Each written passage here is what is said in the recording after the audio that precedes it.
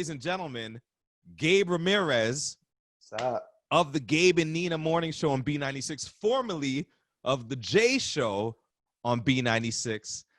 This was my producer. Yeah. This is my boy. Yes. And this is the J Show podcast. Welcome to the show, Gabe. How you doing? Man, still haven't slept at all. You know, got the new baby. I got him. Got him. I love it. So yeah, for those who don't know Gabe, he just had a young baby, a young girl. You want to tell everyone her name, or? Yeah, her name's Whitney.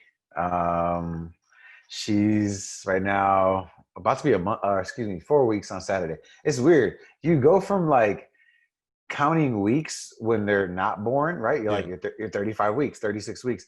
But then when they're born, you're doing months, right? You're like, I'm 1 month, 2 months. But it's like, yo, that doesn't add up. You know what I mean? So like Saturday is not going to be a month. I hate that whole month thing. My son, I don't go by the months. I'll be like, he's a year and change. I don't even do the, he's 48 months or whatever the hell I don't do that. I hate that. I don't know why people do that. Firm believer that once you turn one and that's it. You could be like, oh, he's 10 months, 11 months. And then that's it. You're 1, 2, 3. You just do big numbers after that. Oh, that's exactly how I do it. So Kofi is 1 year and we're in May. I say he's 1 year and 5 months. I don't do that. I can't even, I guess probably because I can't count, but you know. 1 year and 5 months is crazy to think that like both of us have kids, but the fact that yours is already like grown and walking. The kid is already destroying the house. Yes, he's a little Hulk actually. He's a small Hulk. It's crazy. So see, I feel like I struggle with that right now with Whitney, where I'm like trying to change her pamper. Yeah. And like her legs, bro, like her because her mom plays soccer, is like her leg game is just like she'll just like lock it up. Yeah. Her legs like this, and it's like there's no getting in. You know, they're remarkably strong, the babies, like for little things, little humans. I feel like there's some kind of evolutionary piece to that. Like they're just strong. Like they're just like I see Kofi pushing like the couch and like opening drawers and closets and stuff, and I'm just like, you little, like you're too small to be doing all that, and he just does it anyway. Yeah, it's crazy. But congratulations, man. I'm so excited for you. Thank you. It's actually something that, you know, I've always wanted to do. You know, we used to talk about kids, I mean, all the time, right? All the time. We were doing shows when we didn't have kids, and then we'd be like, yo, like one day I'll let one off and it's gonna be it'll be petrified, right? We were like, what are we doing Saturday? I don't know. Where are we going out to? You know, what are we doing this weekend? Try not to have kids, right? Like we can say stuff like that all the time. You good? I'm good. Yeah, you still straight? I'm still straight. But now we're both super straight. But it's a blessing, man. I mean, for anyone who like you know now, for anyone who doesn't have kids and is fretting about it before, once it happens, you're just like, oh, this really is dope. Yeah. That's why actually we like Nicole and I, we got that podcast, the Poppy Podcast. Yeah, the Poppy Podcast. Tell people where they can find yours. So man, Spotify, you know, all of that stuff. Apple podcasting. It's called the Poppy Podcast, and essentially it's just, you know, her and I talking about life before the baby was born, and then now obviously since the baby has been born. So it's really cool perspective on just that, but it's exactly what that is. This is why you do it, because there are tough days, there are good days, there are bad, you know what I'm saying? But they're right. Everybody's right. Nobody's, I mean, obviously, if kids were that bad, we wouldn't be here, right? We wouldn't be part of this society. No. Well, that's a great point to talk about. Why are we, because listen, I keeps it so real, and people not going to like what I'm about to say, but I'm going to say it anyway. I keep it real when I talk about parenting. It does suck at times, but it's also awesome at times. Right. And part of the reason why there's how many billions of people on earth still is because sex is awesome. True. Right? And you can't not do it. And because kids actually really are sweet. Yeah, and that's the thing that you see when you're out here. Like, you get your nights where like you're not getting any sleep at all. Zero sleep. Yeah. And then there are nights where, you know, she's laying on your chest and you're just like, you're a little peanut, and this feels really cute that like you're listening to my heartbeat. And you're already in the no sleep place. Damn. Yeah, I mean, actually, my girl don't sleep a lot, but you know, I'm like next. Yo, that's messed up. You need to do it. You do morning radio though, so I get it, man. Yeah, listen. Here's what I do, right? Because I think, like to be real, like I don't know. You know me, like I think about my mom and I think about the stuff she did for my dad. And I always wanted to make sure that I was like contributing, you know what I mean, in my relationship, especially when it came to a child. And so for me, like I'll change the diapers. Yeah. That's my go-to. I change hella diapers. And so like when she wakes up in the middle of the night, like before the feeding, that's where I'll jump in, change the diaper. So at least I do my part. So I'm not sleeping through the whole thing, but it's like she has to feed her, put her down. That's heavy, you know what I'm saying? But you're right. I do got to go to work. Yeah, I mean, look, it's a considerable task waking up early in the morning and doing a morning show. What A lot percentage? of people. What percentage of parenting would you say you do? What do you mean? What percentage? We're not gonna do that. Yeah, the numbers are always gonna be off. We're not gonna do it. I will tell you, I does my thing. I will call downstairs. Hey, how much I do? I'll call downstairs right now and be like, how much do I do? I do my thing. I do my thing. I change mad diapers. Right. I feed. I play with him. What age did you start feeding the baby? What month did you say? You mean like real food? No, the Rona. The food. The bottle food.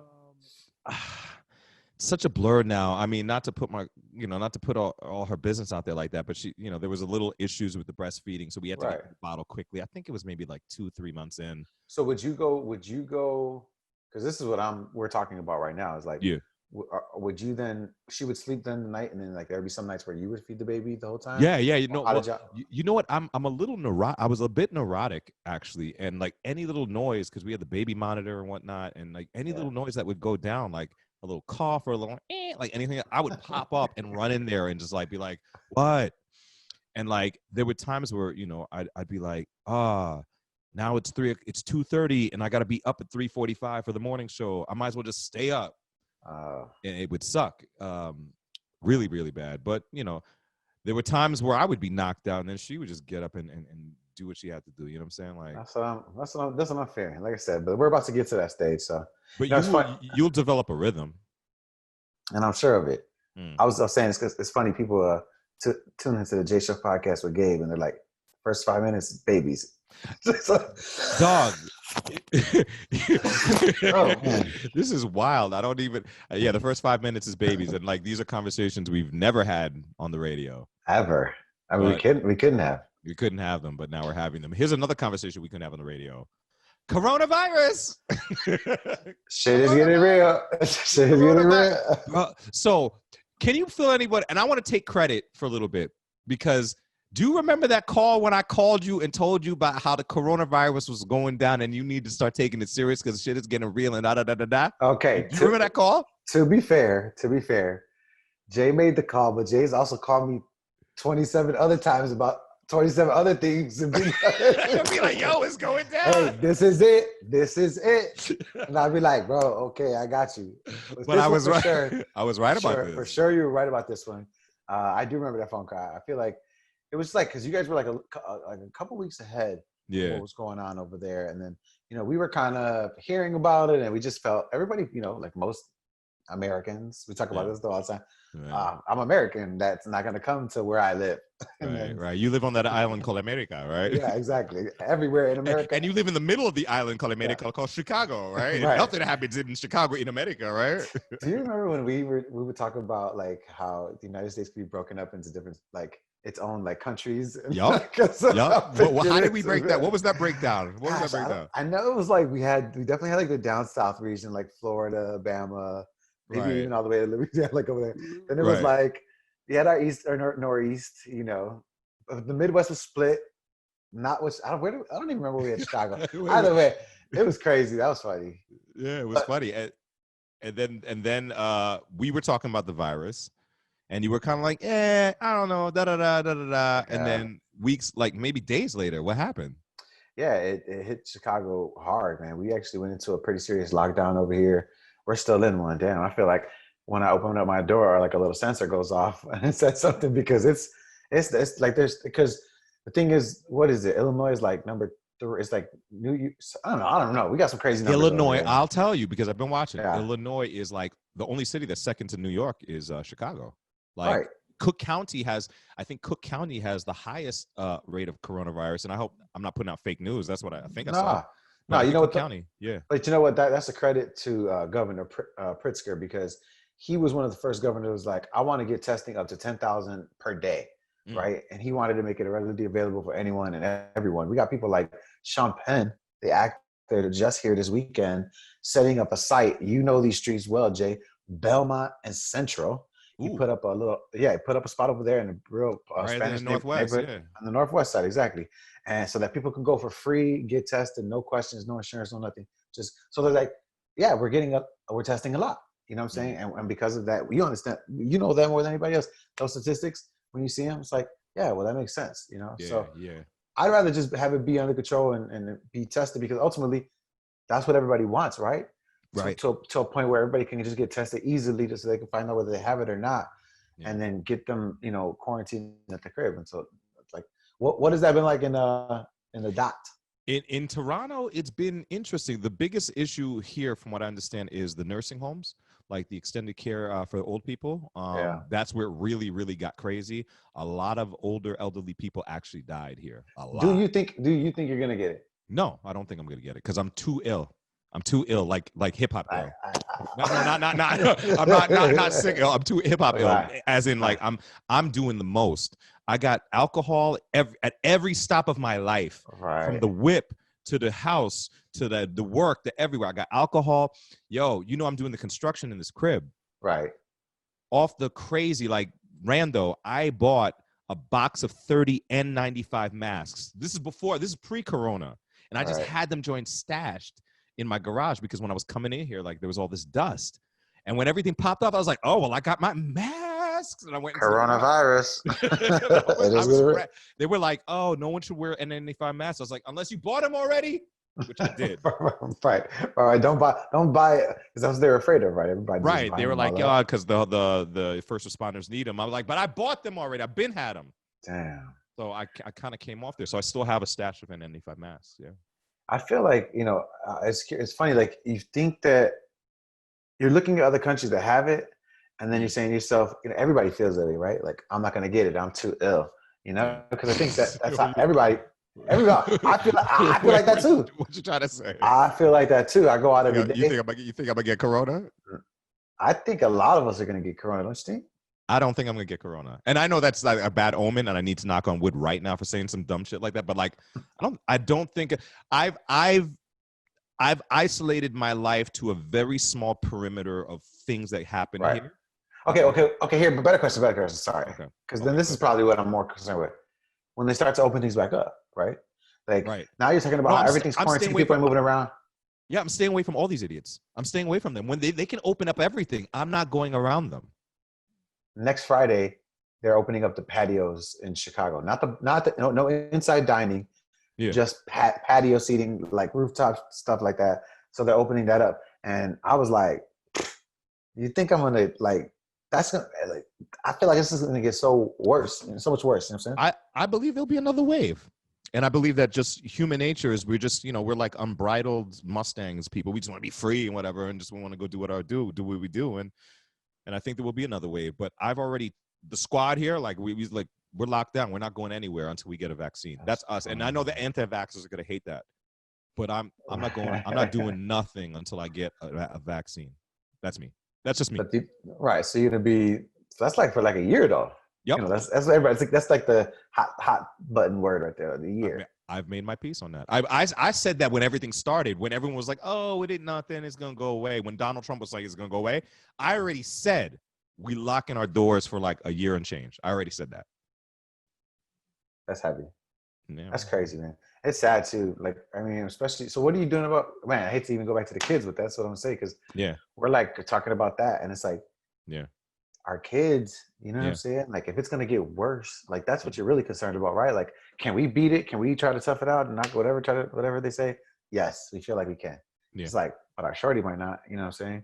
And that's the saddest part, about that. And about family, which is what I was really going to ask you, and about family members. How are you guys dealing with like family and your kid? Are you letting them hold the baby? Letting them, like, well, I don't. I'm in Canada. I don't have any family here. So it's really just us. So we're already isolated. We're social distance from the whole city already. Like, we don't know anybody. You know what I'm saying? You're like Like I don't. it's, I'm not saying that, but like it's just us. It's really just us. dang. So Yeah. I mean, unfortunately, my mom and my family and our families are spread out between New York and Jamaica, and they're just not here. So Yeah, that's tough, man. Because we got a family here, and they're like not pressing, but like everybody wants to see the new baby. You know what I'm saying? So it's like tough to kind of like be like, everybody got to hold on. But people understand. They obviously understand those. Gabe, what Like, was it like to give birth during the coronavirus? What was that yo, like? yo, my girl had to get tested Yeah. before they let her into the hospital. So they put the two things up her nose, just to see who had COVID or not. And so therefore, if she didn't have it, then they were like, well, I don't got it because we've been cohabitating, right? Right. So then, yeah, man, they just let us in. It was, man, it was crazy. And then just they had to check her first. They would have isolated her had she not been there. But dude, we were in there for quick. How long were you guys in the hospital for? Couple weeks. Yeah, we had complications. It was a Oh, complicated pregnancy and delivery, so we was up in there. they were trying to kick people out of there. Wow. They're like, yo, you done? I hit the baby on the butt. And then they hit you on the butt. They said, catch that State Street bus and get out of here. Afuera, all the way outside. But yeah, man, it was a crazy experience. Like watching it too. Like I didn't cry. Did you cry? No, I didn't cry because I was in shock. I was in Right. shock. Did you cry? No, I didn't cry till like 4 days later. Yeah. When did I? Yeah, I don't know. I cry. I've cried tears in various iterations through that process, but that day I did not cry. No. Right. Like my eyes are watery every now and then when I'm just looking at them, thinking, "Are you guys gonna do them?" No. I'm saying that right. I'm putting that. I mean. Wow. Okay. Yeah. Block it. The whole screen. Look at the whole screen. Block it like this. Nah, man. Yeah, we've talked about it. I think we definitely we're gonna have another one, like next year in the summer. Okay. You know Okay. like That's what's up. Get her a nice little year of chilling, doing her thing, and then lock it down. No, lock it down again. Lock it down again. Gabe is here. This is crazy, everybody. Hey, man, this is a conversation I've been waiting to have for you for a minute right here. I'm about to go into. Yeah. The Last Dance. Yeah. Oh. Ooh. And that hits it hits different depending on what part of the screen you're looking at right now. Well, if you're looking on this side. Don't do that. Don't play me. Don't play me. All right, whatever. In any case, Gabe is a native Chicagoan. I'm a native New Yorker. So The Last Dance, as both basketball fans, but coming from different perspectives, The Last Dance, Michael Jordan's documentary, hits different. I mean, it's honestly, I think everyone could agree. Yeah. Or maybe it's just me as a Chicagoan. That was the greatest sports documentary ever created. 100%. 100%. Number 2, Hoop Dreams, which is based in Chicago too. It's just I forgot about Hoop Dreams. Hoop Dreams is awesome. But when you're looking at that, I mean, again, when you're talking about Chicago grit, when you're talking about teams that not even just the Bulls, right? We're talking about the Bears. We're talking about teams that Chicago likes, and you know this, Jay. They want not even teams, anybody for that matter. Hardworking, gritty, a grinder, somebody that's going to get in there, get the job done.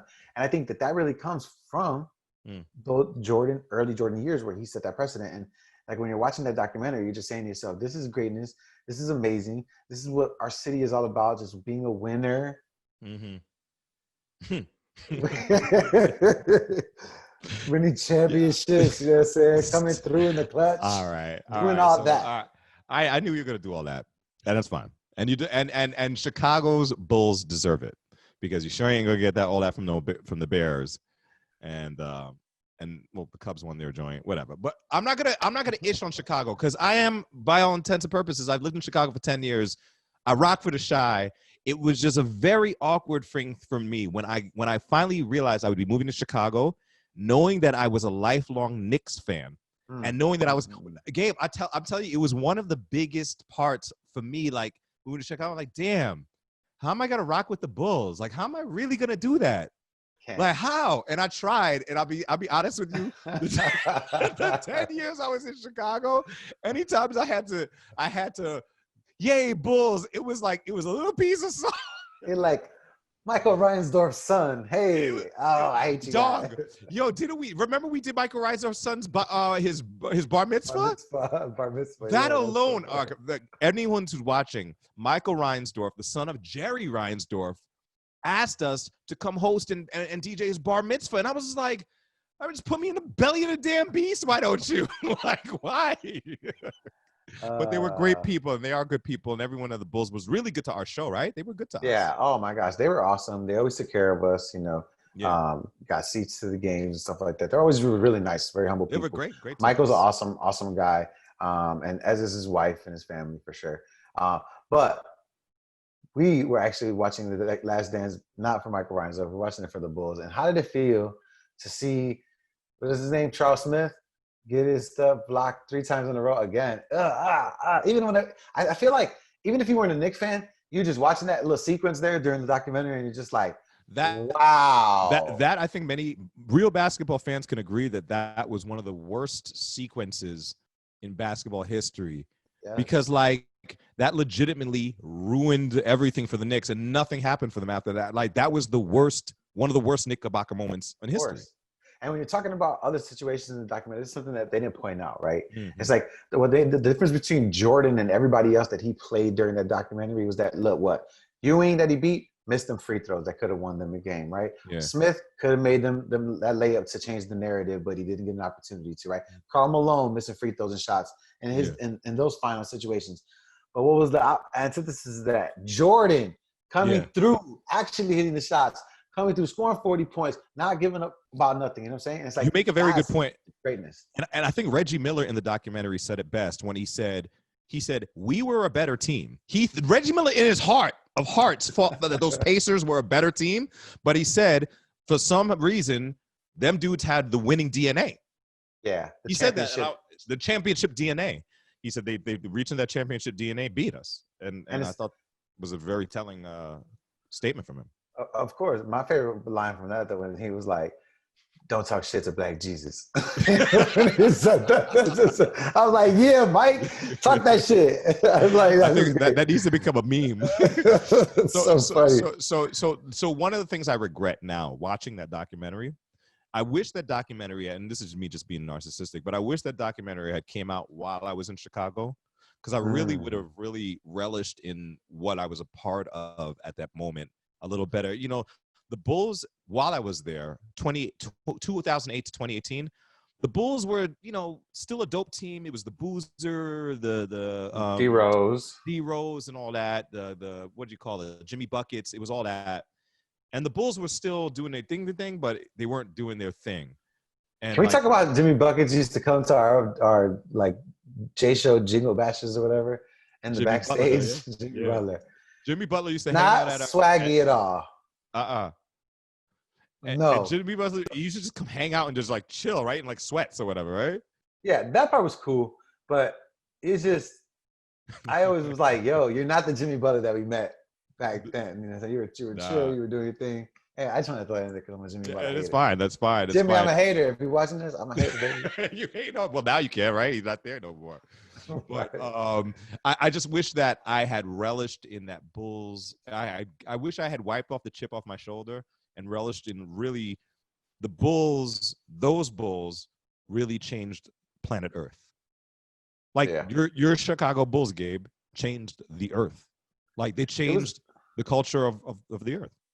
It was incredible to see that, right? I mean, really, like just being serious. Like when you're talking about on a global level, how people reacted to that team, obviously Michael Jordan specifically, but to see how the globe reacted to him. And I think somebody said it, I can't remember which ESPN reporter, but she said this was in a time before Twitter, before videos, before anything like that. He was commanding that attention on a global level just off of legend, right? This guy, Michael Jordan, you got to see him play. You got to see him score some buckets. Did it feel like that when you were growing up in Chicago? Did it feel like something bigger than life was going on? Did it like I think there? I just remember, I mean, Jay, I used to watch every single Bulls game because my dad did. right? So I would just watch the Bulls game with them every single night. What the hell? I couldn't control the TV. So I fell in love with the Bulls, and to me, it was a point where you almost felt like he was a superhero, and that whenever your team was losing or you were, losing to the bad guy, that he would always just come through and win. And like, just like you would see in the superhero movie, I felt like I was watching that all the time when I was watching the Bulls during my youth. You know what I mean? I was just like, because to me, I was that young, right? 10 to 18. And you're like, wow, this dude is incredible. He's going to do it. It doesn't matter. You know what I'm saying? Wow. That was powerful. The conversation in New York around that time was always, yeah, we won, but what's gonna happen when we play the Bulls? That was always the conversation. Like every season, like what happens when we see the Bulls in the playoffs? But you guys had a good team, though. You know what I mean? And I think that a lot of people try to play the teams of the '90s, right? And they're like, "Oh, who did Jordan play or whatever?" Yo, the Knicks were a good team. The Knicks, I feel like the Knicks would have handled the Cleveland Cavaliers. No, the Cavs with the LeBron. I'm gonna go throw a LeBron team in there. You know what I'm saying? Like you think Knicks would have handled the LeBrons? Yes. The Cavaliers team that won, absolutely. Defensively, you guys would have been tough. Charles Oak would have been in the paint doing his thing. Yeah, who would have stopped Ewing? Ewing would have been getting buckets. John Starks would have been hitting threes. Like, you guys have people that could score, and you guys could defend well, and that was something that. And we didn't have no crybabies neither. Like, we didn't have any crybabies. Oh. Like, there was nobody talking about, oh, he fouled me. It was like, either I'm gonna get this foul or we gonna fight. Right, Charlie Ward's hitting threes. I mean, just even depending on which era you were talking about. Allen Houston, the grandmama, Larry Johnson time, like all that. Bulls like there were a lot of bruisers that came through the Knicks. Yeah. So again, I feel like they're like teams like that, and then the Pacers. When you heard Reggie Miller talk about his team, when he lined it up, talked about him, he was like, "Yo, Rick Smits, Jalen Rose, Mark Jackson, Reggie Miller, like Detlef Shrimp, Chris Mullin." Like they had a team. They were great teams back then. What were the brother? Man, the one that played for our team. Dale Davis and Dale Davis, yeah, and I forget that. Yeah, we had Anthony Davis. He played for the Bulls. Anthony Davis, right. Anthony Davis invented like the little 15-foot like mid-range jumper for the big man. That went away. Don't you think it's crazy? Well, okay, Jay, what do you think about the fact that Jordan scores all these twos? Did you see that graphic that was going around where like Jordan led the league in scoring all them years, but his shot chart, like everything was like a 2-pointer. And then now with James Harden, it's just all 3-pointers. Mad threes. I think that's a testament to like people just kind of changing the way you have to play because things were just so crazy down in the middle, right? Like it's like you think Jordan would have saw like Patrick Ewing shooting threes? Patrick, nah, he wasn't that type of guy. I'm not gonna lie. Patrick Ewing wasn't like. I mean, he would hit one every now and then, but he just wasn't that dude. That wasn't. He was so salty about The Last Dance. Did you see him talking about The Last Dance? Oh my god! No, I haven't seen him talk about that yet. You mean off of the documentary? Yeah, everybody's salty. You're people are salty in New York right now. Well, the thing is, it's not just New York. I see what you're trying to do, but what happened is Jordan legitimately took a lot of rings from people. Like if there's a Lord of the Rings, there's a snatcher of the rings, and Jordan snatched rings from a lot of big franchise players, right?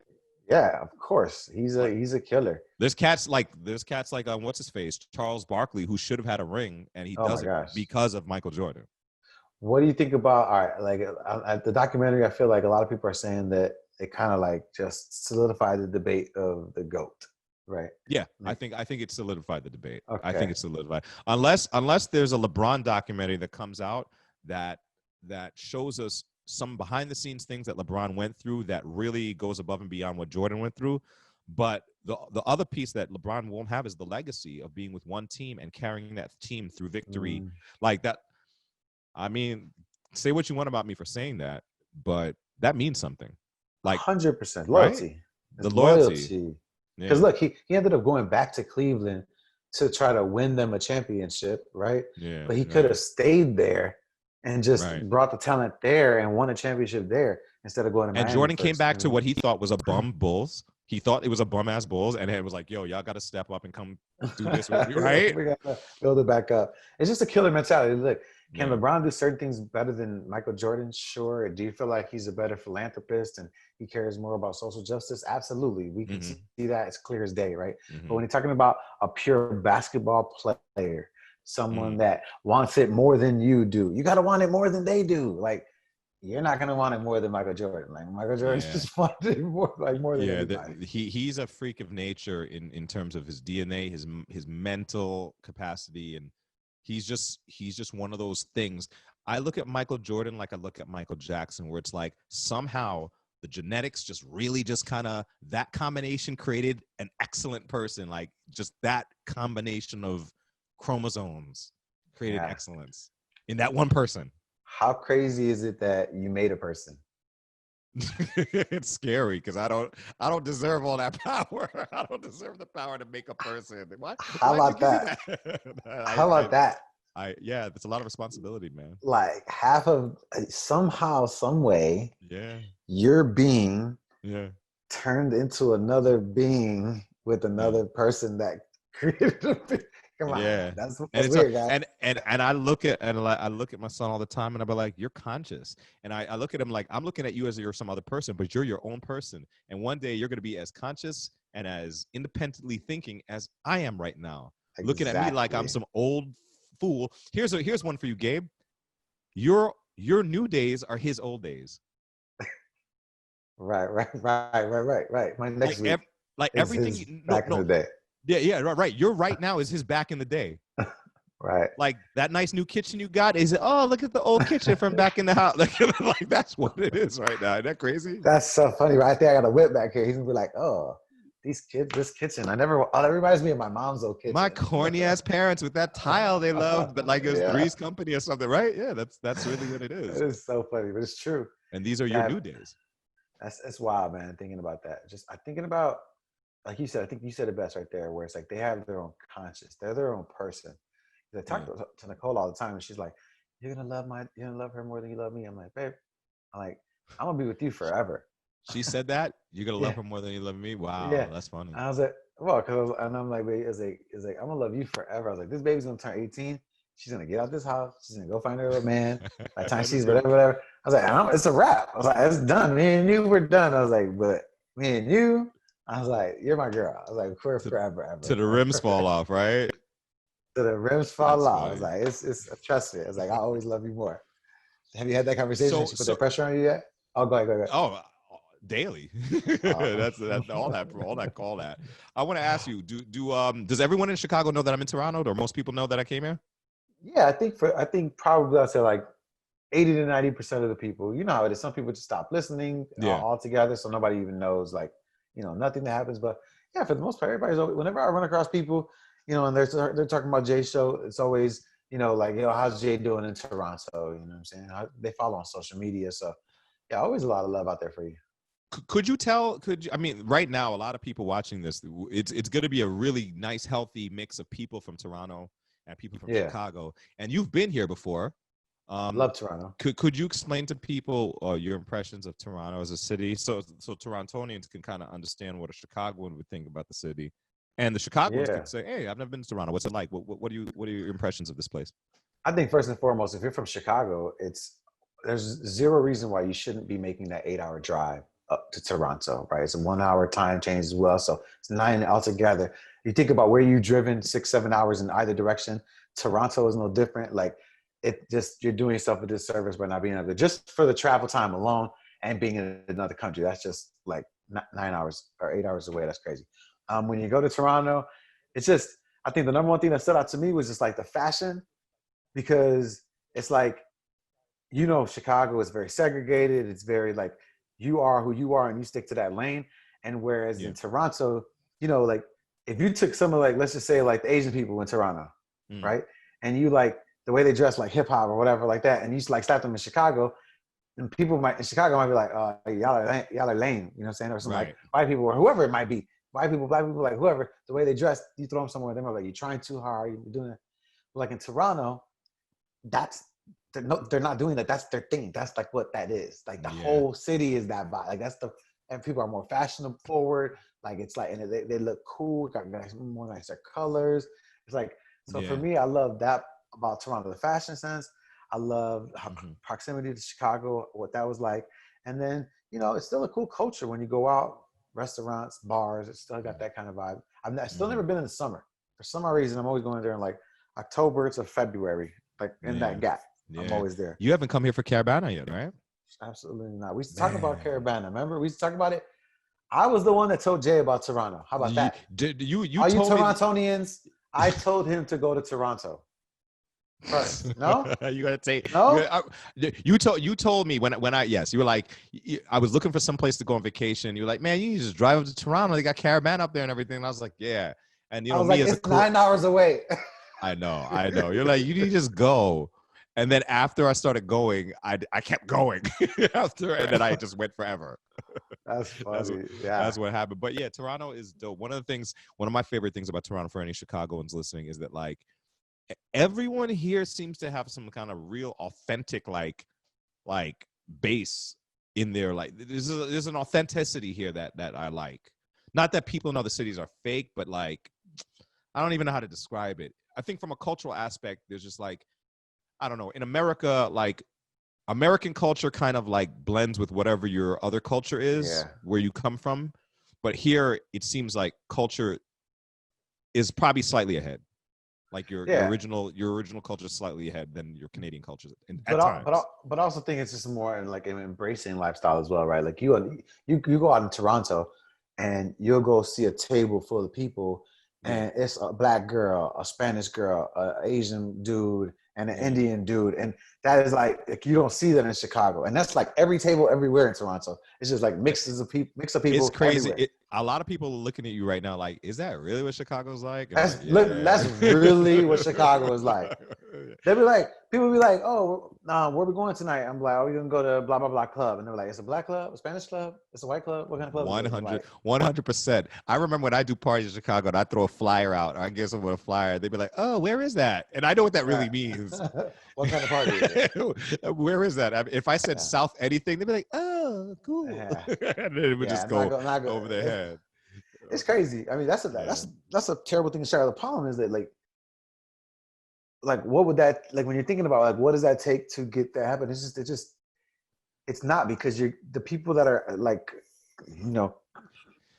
I mean, sectioning themselves off, like those are the ones that are coming from out of town. You know what I'm saying? But it's partly the geography of Chicago. I mean, Chicago was built to have people in their place. Like it was built that way, like infrastructurally. Like if you live in the South Side of Chicago, you realistically probably you don't ever have to ever go to the North Side. Like and you don't like you don't pass it, you don't go through it, you don't go around it.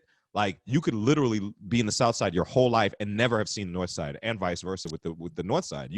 If you live in the North Side, listen, me as an out of towner in Chicago, I know the city of Chicago better than a lot of Chicagoans. Agreed. I would say most of them. Agreed. I think that happens a lot. Like, but it's just like your mom, right? Living where she lives. Like you ask her when's the last time she went to Manhattan or something like that. My mom doesn't leave Rockaway. My mom exactly. That's what I'm saying. My mom does not leave the Rock. Like she stays there. And if I tell my mom, hey, meet me in the city, she might like break onto a flop sweat. Like, but the difference is New York is our boroughs and our cities are very mixed. So like even if you don't leave, you kind of have that mix still.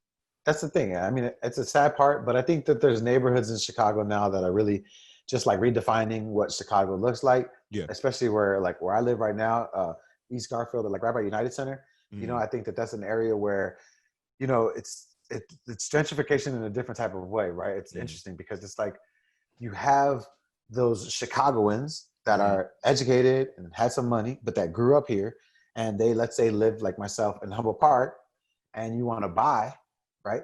You're still a Chicagoan, you still live in Humboldt Park, but you got a little dough, and you're trying to buy something, but you can't because it's too expensive. So where do you go? You come a little bit this way, and so it's a little bit everything over here. There's black, white, Spanish, it's everything over here because it's just people just trying to like live in the city and like make their block better. You know what I'm saying? Right. So I think that there's little pockets that are doing that, and like High Park is getting like that right now.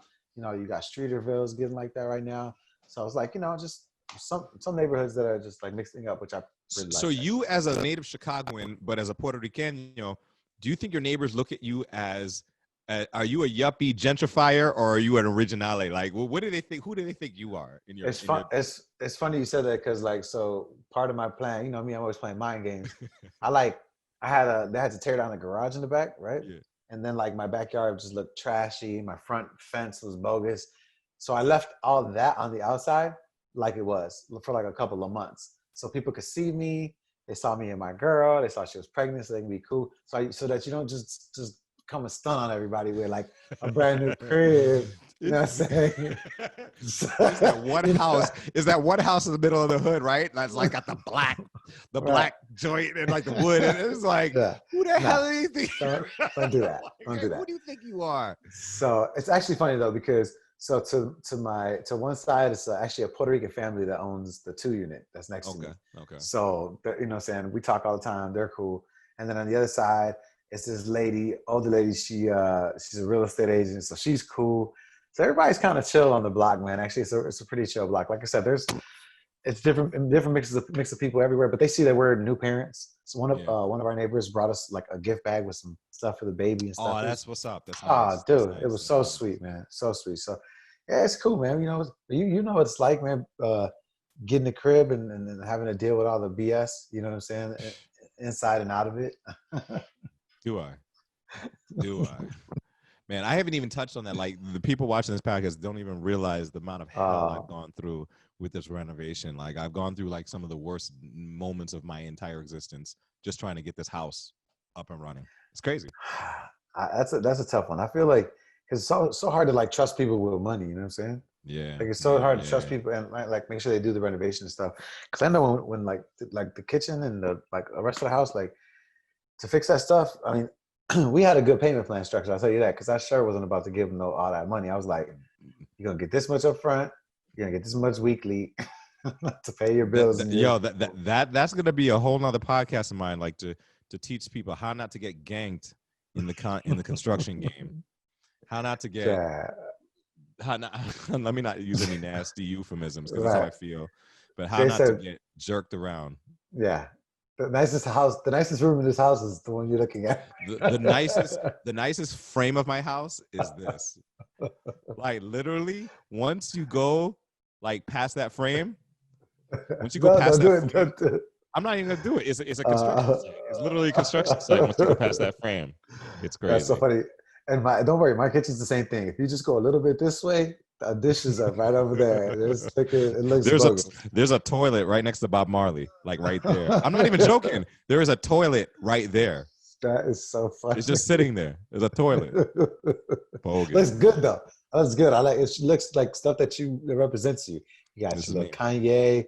You got see a little Bob Marley, little Captain America, little Spider-Man. What helmet is that in the background? What football helmet is that? That's a University of Maryland Terps helmet. That's my university, of course. Turtles. Yeah. Yeah. The Terps.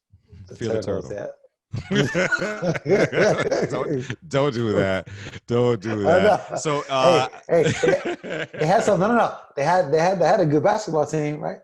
This year. We have a national championship basketball team, 2002. We beat Indiana for that. Well, no. I'm talking about recently in the Big Ten. You guys had a good team. Yeah, sure. You had a good. Terps basketball is a good program. Always been a good program. Terps football is not much to talk about. What kind of because you know how there's like some colleges that are like in the city and there's some that are like in this like rural little town. Yeah, that makes the town. Is Maryland in the town or is it in the city? College Park is actually a city. It's a college city. So they built a town called College Park. And it is a city that's just the college stuff. And then outside of it, you have like residences and stuff. But it's a massive university with a city. How many? It's just one. It's just University of Maryland, or there's like a junior college and like some other stuff there. There's a UMUC, which is the University College for postgraduate and people who commute and stuff. But the university proper is like 40,000 people. It's massive. Yeah, it's a big ass university. And so what's the closest city though? Washington D.C., which is only the border of Washington D.C. it's like a 10-minute walk. It's like right there. Oh man. Yeah, it's crazy. But it was the craziest college experience ever, man. Like it was crazy. I lived in a college town in a place where you had like 20 universities within a 40-mile radius, because it's like all of DC has all its universities: Georgetown, George Washington, George Mason, Howard University, which was a playground, let me tell you. And then you got Bowie State up the street in Maryland. You got Maryland Eastern Shore, another college there. I mean, there were so many universities there that it was like, if you got tired of the city, which was College Park, you go to any other university and go get your kicks. It was a unique experience, man. That sounds like a dangerous time. Sounds like STD rates were extremely high in the DC area. 100%. It was strap up central. Oh my God. No, probably wasn't. I mean, and DC actually had a very, very high STD rate as well, because it's just one of those cities. Damn, I hate when I make a joke and it's for real. And it's real, right? No, that's a real statement, man. That's a true fact. That's a true fact. Yeah, a lot of fallen soldiers out there off that. But dude, but that seems like a cool thing. I mean, I went to DC for the first time back in September when I went to go visit. I went to go visit Nicole out there, and she was doing some work. And dude, I tell people all the time too, that's another place you got to go to. It's a shame that more Americans don't go to Washington D.C. because there's so much things there. Like, if you want to talk about the culture of America, like from the museums to the government buildings to just, you know, college culture, everything's there. Then you got like black culture, because Washington D.C., they call it the Chocolate City. You've got all the music and the arts, and like civil rights happened there. Like, then you see Mount Vernon, where George Washington lived, which is like right off the highway somewhere over there, like all that type of stuff. It's pretty crazy. It was powerful for me, like going there. I mean, like, geez, how often do you get to see like Martin Luther King give the I Have a Dream speech, and then finally like being right there and seeing the pictures, or like just other people like that you've seen stand at that place, and you're just like, oh damn, or movies or whatever it is, you know what I mean? But I feel like it's just a beautiful landscape. Everything that's there is beautifully well kept. But you're right. You see culture, and it's the uniqueness of an old city, right? Yeah, you get to see a colonial city. And it's one of the things I like about the East Coast the most. Is like, it's where the country started. So like when you go to places like New York, Boston, Philly, DC, Richmond, like you're walking on those cobblestones that are like the stones that the horses like clicked on. You know what I'm saying? Like, it's the original stuff. Yeah, and then you want to pee on them. They're like, wait a second, what? Hold up. Then you think about the history, and you're like, man, like, hold up, what? Like, I'm stomping on these bricks. I'm stomping on these bricks now. Hey man, you know, it is what it is. No one's completely happy. No. Man, but Gabe, man, I gotta tell you, man, it's great to talk to you. It's wonderful for me to introduce all my new friends here to one of my oldest friends, my brother, Gabe. Man. It's just great to like let everyone know from where I come, and the bonds I've had from the past. Like, you're one of those people, and to have you here to just for everyone to see that is really cool. You got yourself you guys got yourself a great dude, man. You know, J Nice is he's a loyal dude, and he cares, and so I think that's what's the most important when you're in a situation like that. You know, working in the city like Toronto, a new one, you just, you know, you jump in and just know that your boy got love for your city, right? And it's a learned love, right? But it's one that's genuine, right? And he's passionate about that. And 100%. I love Chicago. Like, I really love Chicago. I love Chicagoans. I love everything about Chicago, and I love Toronto now too. And it's even better because no one here has really dunked on my players and postered us or nothing like that. So I can love Toronto. Kawhi's cool with you. Kawhi never posted none of my Knicks. You know what I'm saying? Nah. But I miss you, and I miss Chicago, and I'm glad that you were here to get on this incarnation of the J Show with me to have some cool conversation. We gotta do it again, man. Oh man, anytime, you know what I'm saying? We chop it up we could talk about The Last Dance again. I could talk about that for 2, 3, 4. I could talk about it for 10 podcasts. we could go episode by episode of that Last Dance and break them down. Sure. Jay, are you kidding me? You're getting me hyped up again. Like, did you see the guy who won the NASCAR race that just won, Danny Hamill? Yes. Did you hear what he said? No, what he said? I was motivated by Jordan. This is the next question I'm asking you, because like I'm trying to look at what Jordan did and try to figure out how to apply that to what I do on a day. Like, how do I get my Jordan on? It's so easy. What are you doing? No. What you need to do is next time when Marilyn says hello, you should be like, did she just play me? And then you're like, that's what you want me to do. And you're like, did she just play me? Oh, I'm gonna have the best show today. I'm gonna have the greatest show today. So anytime she says some little song, I'd be like, what? I just get that's it. Oh, that's it. Yo, Jordan snapped off of anything anyone said to him. Isn't that crazy? It was, dude. Isn't it funny? I feel like, don't you feel like we're all like that though? Deep down inside, like we hear some dumb shit and we're just like, what the fuck did you just say? And then you're like, bro, and then you just get upset and you like go handle business. Like if somebody tries to like undermine your talent or your knowledge, right, about anything, and they're like, oh, hey, make sure you're doing this or whatever. And you're like, in your mind, you're like, motherfucker, you know how to do that? But it's hard. It's hard to do that as a radio personality because then these idiot listeners will send me a text and say some really insulting thing to me, like, "Oh, this guy sounds da da da," and I'm gonna be like, "What did you just say to me?" Yeah. And what I want to do is send them my #1 ratings and be like, "That's it," but I can't do that, right? I can't be like, "Look at it, look at these ratings." Yeah. I can't do that. It's not. It doesn't work like that. Somebody once told me, Jay, they were like, when I was doing music back in the day, and they're like, "Listen," because I used to get upset when people didn't like a song I did or something like that. Sure. And he was like, listen, Gabe, he's like,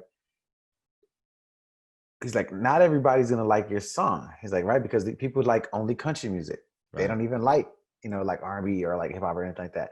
And he's like, what he's trying to say more so was that there's always going to be a percentage of people that don't like said product, fill in the blank with what it is. Right. Sure. And he was like, so you have to somehow figure out a way to let that percentage just kind of be.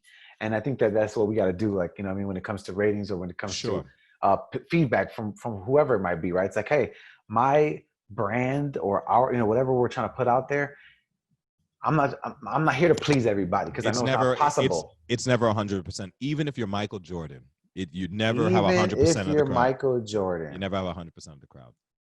That's a great one. Because look at right now. Still, look at you guys. In New York, I hate Michael Jordan. No, I don't hate Michael Jordan. But it was always a tough pill to swallow. But you cannot deny the talent. Yeah, I mean, right? and that's the place to be, right? Where they can't deny what you bring to the table. Exactly. And that's what it is ultimately, right? The hard work that Jordan was putting in, right? Making it undeniable. We talk about that often, right? It's like, hey man, we're going to do this topic. We're going to do this show. We're going to do whatever we got to do. And people are going to like it because we're going to make sure they like it. Because we're going to filter it through our brain and make sure what it needs to be. You know what I mean? That's a great piece of insight. Right there. You're a very lucky person to have been a part of that, all of that. I will say that, and that comes from a very real place. I wish that I had experienced some of that. Could you just imagine, Jay? I'm like, I don't know, I'm like 12, 13 years old, first championships kicking off, and you're just like, or not 12, 13, you're 9 years old. Sorry, my bad. You're 9 years old. You're sitting up there, and you're like. You're a kid, but then you just win championships for 9, 10, 11, and like 14, 15, 16. It's just like, you think it's Serendipity Day every June when the championship. Like every June, hey, it's time for a parade. Is there a parade this year? Was that what it was like? Yes. I get off school. Because think about it.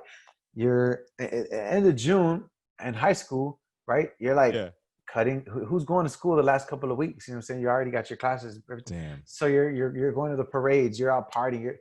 It was like, and that's what you just did every year. Like that's just what you do at the end of the school year. I mean, the Yankees got 27 rings.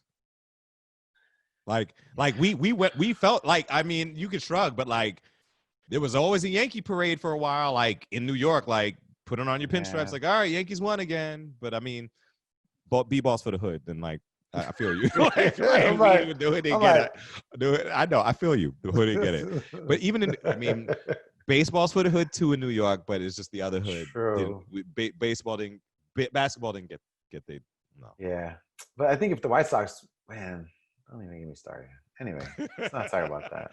We got a lot more hard drive for that, but on another time. Yeah, tell me about it. Gabe Ramirez. Yo.